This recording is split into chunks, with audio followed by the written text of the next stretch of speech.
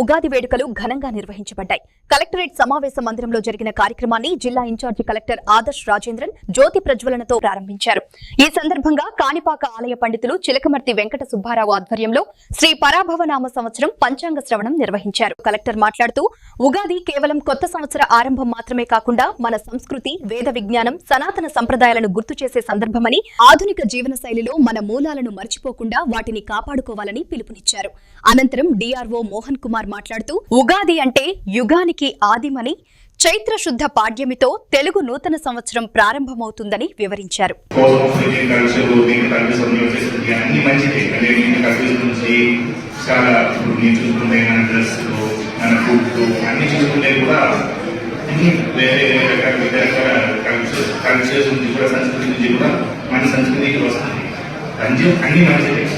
అయినా కూడా మన సంస్కృతి, మన సంప్రదాయం, మన భాష, దీని గురించి మన రూట్స్, మన వాల్యూస్, విలువలు, మన మౌలిక విలువలు, ఇదంతా మనం గుర్తించడానికి కూడా ఒక మంచి అవకాశంతో కూడా మనం తొలుత వ్యాఖ్యాత జయరామరెడ్డి గారు చాలా చక్కగా వివరించారు.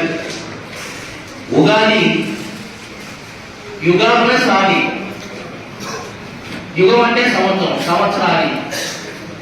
చైత్ర శుద్ధ పాడ్యమి నుంచి కొత్త సంవత్సరం మొదలవుతుంది కాబట్టి తెలుగు వారికి ఇది తెలుగు ఉగాది. మన కాలమానం ప్రకారం చైత్ర వైశాఖాలు ప్రకృతి చిగురించేటువంటి సమయం నుంచే కాలం ఆరంభం. కాబట్టి మన ప్రామాణికం ప్రకారం తెలుగు వారి యొక్క సాంప్రదాయం చైత్ర వైశాఖాల నుంచే మొదలవుతుంది. కాబట్టి చైత్ర మాసం మొట్టమొదటి రోజున, చైత్ర శుద్ధ పాడ్యమి రోజున ఈ ఉగాది పండుగ జరుపుకోవడం అనేది అనాదిగా వస్తున్నటువంటి మన సాంప్రదాయం. దాన్ని కొనసాగించుకుంటూ వెళ్లే విషయంలో ఆంధ్రప్రదేశ్ రాష్ట్ర ప్రభుత్వం కూడా ఇవాళ రాష్ట్ర స్థాయిలో భారీ కార్యక్రమాన్ని కూడా ఏర్పాటు చేయడం జరిగింది. చాలా మంది కవులకి, కళాకారులకి, పండితులకి అందరికీ కూడా సన్మాన కార్యక్రమాలు ఏర్పాటు చేస్తూ వారందరికీ కూడా హంసరత్న అవార్డు ఇవ్వడం కార్యక్రమం కూడా చేపట్టబోతుంది. ఈ పరాభవనామ సంవత్సరంలో మన రాష్ట్రానికి లేదా మన దేశానికి సంబంధించి వర్షాలు, సుపరిపాలన ఇవన్నీ ఏ విధంగా ఉంటాయో పంచాంగంలో తెలియపరిచినటువంటి దాన్ని మీ అందరికీ కూడా తెలియపరచడానికి నా వంతు ప్రయత్నం చేస్తాను.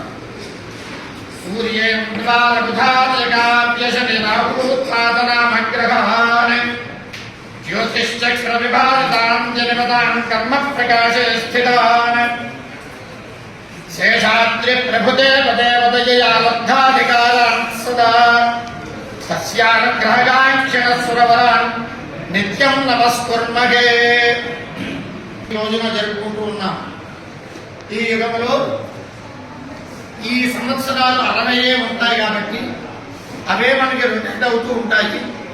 దాంట్లో భాగంగా ఇది ప్రభవ నుండి లెక్క పెట్టుకుంటే 40వ సంవత్సరము పరాభవనామ సంవత్సరం. అందరూ కూడా చెప్పినట్లుగా ఈ గ్రహస్థితిని అనుసరించి గ్రహాల యొక్క ప్రభావం చేత మన రాష్ట్రంలో కానీ మన దేశంలో కానీ ఏ విధంగా ఉంది అనేటువంటిది ఈరోజు మనం తెలుసుకుందాము.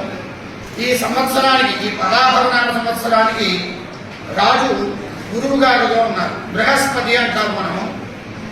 అలాగే మంత్రి కుజుడు, సేనాధిపతి, అర్ఘాధిపతి, మేఘాధిపతి మరియు కూడా చంద్రుడయ్యారు.